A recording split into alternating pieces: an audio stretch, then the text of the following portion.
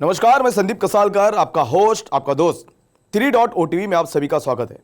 हमारे साथ आज जुड़े हैं क्विल ऑडिट्स के growth and partnership manager mister Padmapani Shivsharan. Hello Shivsharan ji, welcome to 3.OTV। Hello mister Sandeep. Nice to be here. Shivsharan ji, हम शुरुआत करते हैं। पहले आप क्विल ऑडिट्स के बारे में कुछ हमें बताइए सर। ठीक है। क्विल ऑडिट्स एक स्मार्ट कॉन्ट्रैक्ट ऑडिटिंग कंपनी है।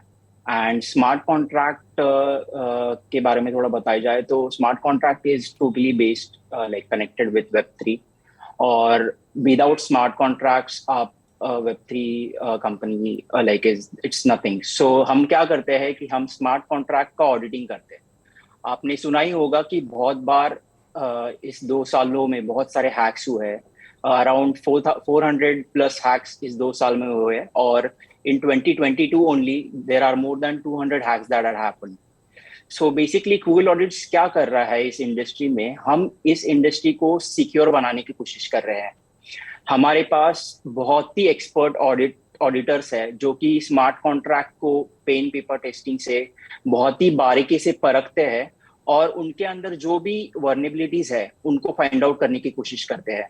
और वो जब वर्नेबिलिटीज फाइंड आउट होती है उसको हम सेफ गार्ड करने की कोशिश करते हैं, उसको और एनहांस करने की कोशिश करते हैं जिससे कि कोई भी स्मार्ट कॉन्ट्रैक्ट है जो कि हैक ना हो और जो भी इन्वेस्टर्स है उनके पैसे उनके पैसे चोरी ना हो।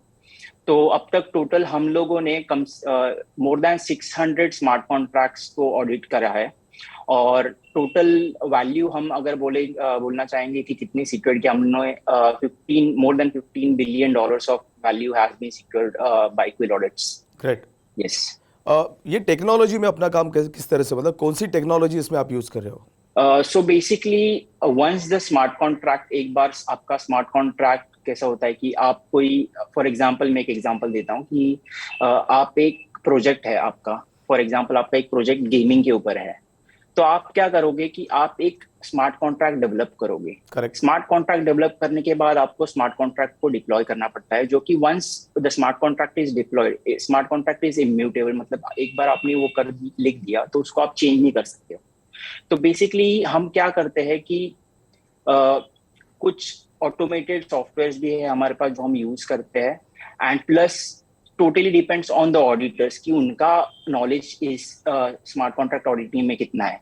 तो बेसिकली ये हमारी यूएसपी है क्विल ऑडिट्स की, कि हमारे स्मार्ट कॉन्ट्रैक्ट ऑडिटर्स जो है बहुत ही एक्सपर्ट और बहुत ही नॉलेजेबल ऑडिटर्स है।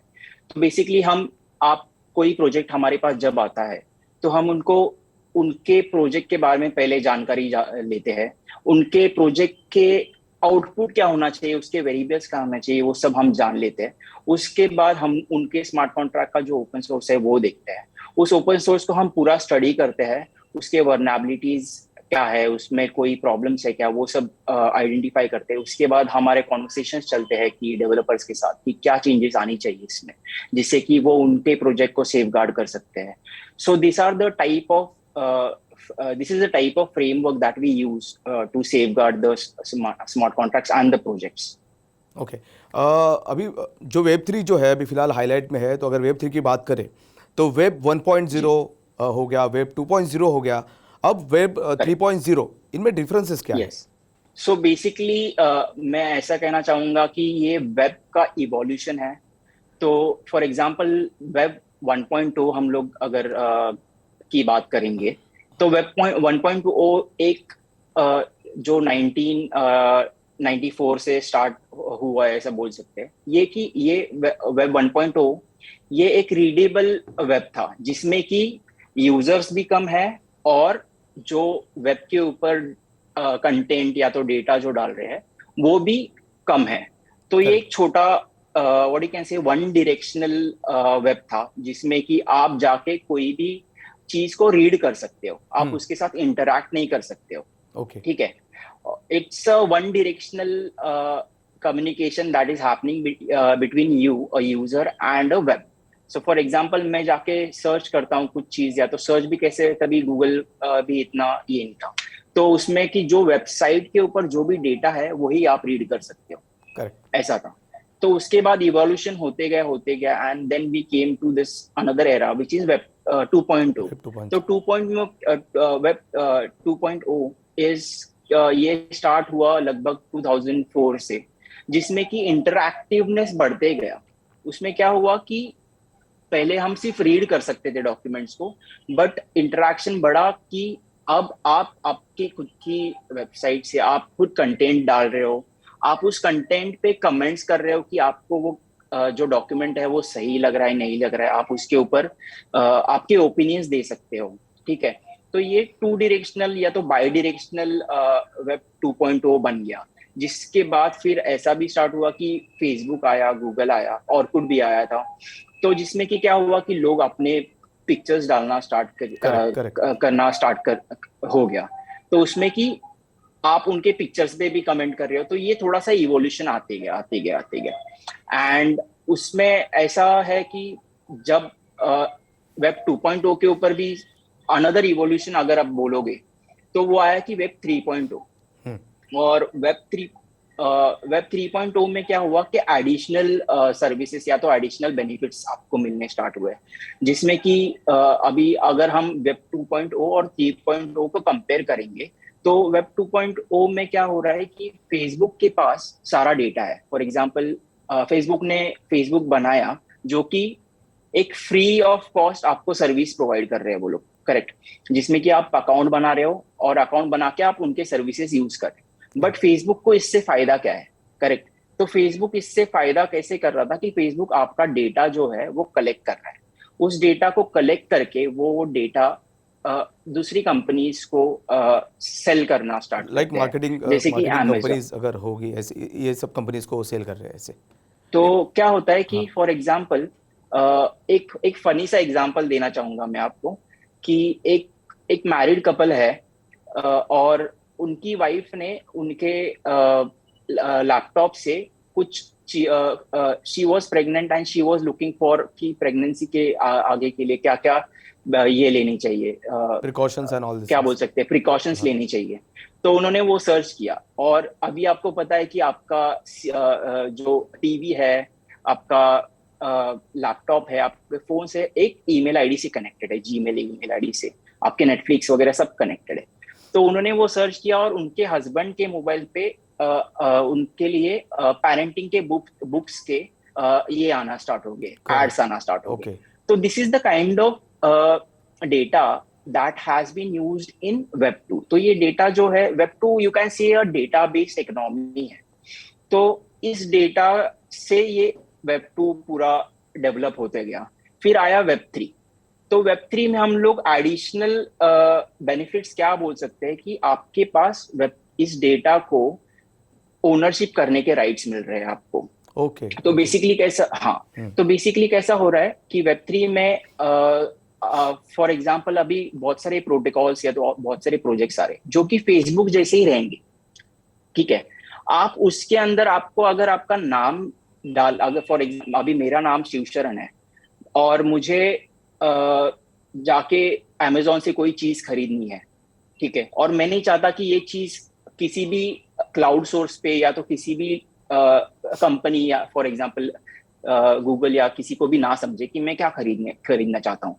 तो मैं क्या करूंगा कि वेब 3 में which is connected with your wallets, तो मैं अपनी वॉलेट आईडी यूज करके अमेजोन पे जाके कुछ भी खरीद सकता हूँ। तो इससे क्या होगा कि मेरा डेटा जो है वो टोटली मेरी ओनरशिप के अंदर और पूरा प्राइवेट डेटा है। तो ये एक फर्क मिलता है आपको वेब 3 के अंदर। और वेब 3 आप सीरी भी जानते हो कि web Siri is also developed on web 3। तो वेब 3 में आपको एक बेनिफिट आता है कि आर्टिफिशियल इंटेलिजेंस। तो सीरी भी अभी इवॉल्व होती जा रही है कि सीरी पहले ऐसा होता था उसको 3-4 बार बोलना पड़ता था, बट अभी वो उसके आर्टिफिशियल इंटेलिजेंस को यूज करके शी कैन फिगर आउट कि आपको एक्चुअली आप क्या बात कर रहे हो, उससे वॉइस रिकॉग्नाइजेशन हो रहा है। और उसके बाद अभी फॉर एग्जांपल हम लोगों की बात लेंगे, ये भी एक वेब 3 का ही what you can say example है, जहाँ पे हम लोग एक लाइव ये कर पा रहे हैं या तो हम लोग प्री रिकॉर्डेड सेशंस यूट्यूब पे डाल पा रहे हैं।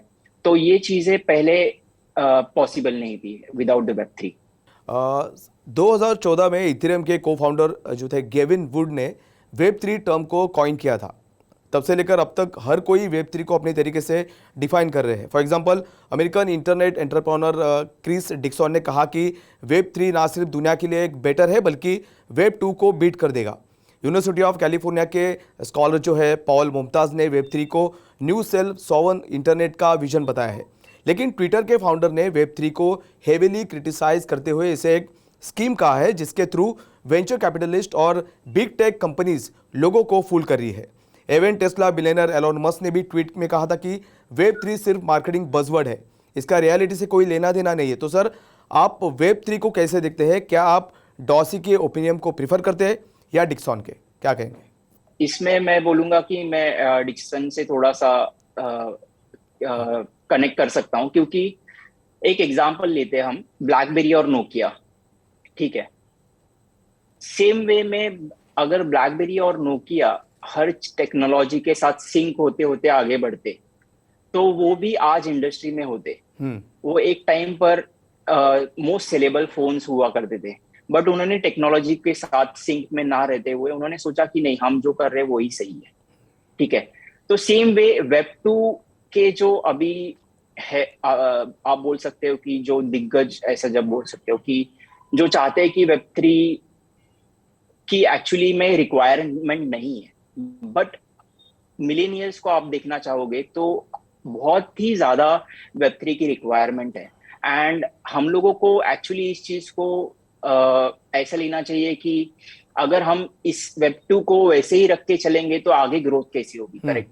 सो इसलिए मैं डिक्सन से बहुत ही उनके जो फ्रेज है उससे सहमत हूँ कि वेब टू के बाद वेब थ्री, ये दोनों अगर सिंक में आके ग्रोथ की तरफ अगर बढ़ते जाएंगे तो लिटरली बहुत सारी अपॉर्चुनिटीज है जो कि वेब थ्री एक आर्टिफिशियल इंटेलिजेंस को भी साथ लेके चल सकती है।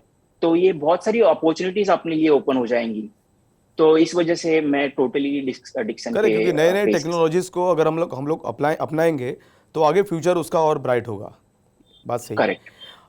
हम लोग आगे बढ़ते हैं तो वेब थ्री टेक्नोलॉजीज में ब्लॉकचेन टेक्नोलॉजीज और टोकन बेस्ड इकोनॉमिक्स किस तरह से यूजर्स को अट्रैक्ट कर पाएंगे? ठीक है, तो एक एग्जांपल लेते हैं कि मैं एक प्लेटफॉर्म बनाता हूँ, एक वेब थ्री प्लेटफॉर्म बनाता हूँ कि जो कि एक यूट्यूब के जैसा ही है। ठीक है, और उस चीज को मैं टोकनाइज करता हूँ, उस प्लेटफॉर्म को। तो उस प्लेटफॉर्म को मैं टोकनाइज कैसे करूंगा कि उस प्लेटफॉर्म के ऊपर मैं एक डैप डालूंगा। डैप मतलब कि एक डिसेंट्रलाइज्ड ऐप। ठीक है, तो क्या होगा कि मैं एक यूट्यूब कंटेंट बना रहा हूँ खुद के लिए, और मैं चाहता हूँ कि मेरे कंटेंट का वैल्यूएशन मुझे मिले directly. I don't want YouTube to take my part of the what you can say share, कि अगर समझ लो मेरे को 1 लाख व्यूज आते हैं तो उस 1 लाख में से कुछ हिस्सा वो कंपनीज ले लेती है। तो मैं नहीं चाहता कि वो चला जाए। तो बेसिकली आप जब वेब थ्री और टोकनाइज्ड वेब थ्री में आप टोकनाइजेशन जब लाते हो तो ये जो प्लेटफॉर्म रहेगा उसके ऊपर किसी ने 100 लोगों ने आके मेरा वीडियो देख लिया और लाइक कर दिया, तो मैं क्या कर सकता हूँ कि हर लाइक के ऊपर एक टोकन डिस्ट्रीब्यूट कर सकता हूँ मेरे कंटेंट के लिए।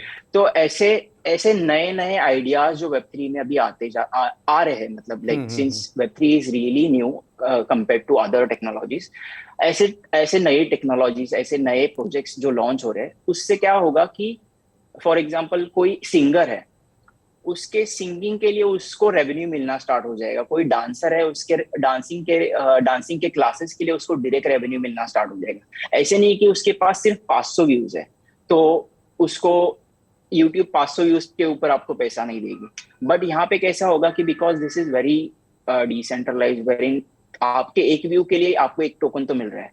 So this is what it is about, कि ओनरशिप आपको मिल रही है वेब थ्री की वजह से, कि जिससे कि बहुत सारी पॉसिबिलिटीज ओपन हो सकती है। एंड प्लस इसमें ऐसा भी हो सकता है कि इसी सेम टोकनाइज बेस्ड प्लेटफॉर्म पे, और जो वेब थ्री प्लेटफॉर्म हम लोग ने ऑलरेडी ये किया है, कनेक्ट किया है, इसके ऊपर आप आर्टिफिशियल इंटेलिजेंस लगा देते हो, जिसमें कि समझ लो मैं कोई एक गाना गा रहा हूँ आज, उस गाने पे मुझे बहुत सारे व्यूज आ गए। उस गाने के अंदर ऐसे कोई वर्ड्स है कि जिसको आर्टिफिशियल इंटेलिजेंस है ना कैप्चर किए, और वो आपको डेटा प्रोवाइड कर रही है, बोल रही है कि ये वर्ड्स आप यूज करोगे तो आपका गाना हिट हो रहा है। हम्म। तो ऐसी ये तीन चीजें जब सिंक होके आएंगी, तब ये टोकन बेस्ड इकोनॉमी है, ये बहुत बूम करेगी। आर्टिफिशियल इंटेलिजेंस की अगर बात करें तो वेब 3 टेक्नोलॉजीज में आर्टिफिशियल इंटेलिजेंस का बहुत इंपॉर्टेंट रोल है, जैसे आपने कहा। तो किस तरह से आर्टिफिशियल इंटेलिजेंस की वजह से यूजर्स की लाइफ इजी हो जाएगी? अब हम आर्टिफिशियल इंटेलिजेंस को थोड़ा सा समझ लेते हैं। तो आर्टिफिशियल इंटेलिजेंस क्या है कि ये एक हमेशा ग्रो करने वाली चीज है। फॉर एग्जाम्पल, एक एक्सेल शीट मान लीजिए कि जिसमें कि एक ए कॉलम में पूरी कास्ट के फोटोज है, कॉलम बी है जिसमें कि सिर्फ car car car car car लिखा हुआ है। तो ये आर्टिफिशियल इंटेलिजेंस का या तो मशीन लर्निंग का डे 1 है, जिसमें कि ये आर्टिफिशियल इंटेलिजेंस या मशीन लर्निंग सिर्फ जानती है कि ये कार, ये जो पिक्चर है ये कार का है और उसके सामने मुझे कार लिखना है।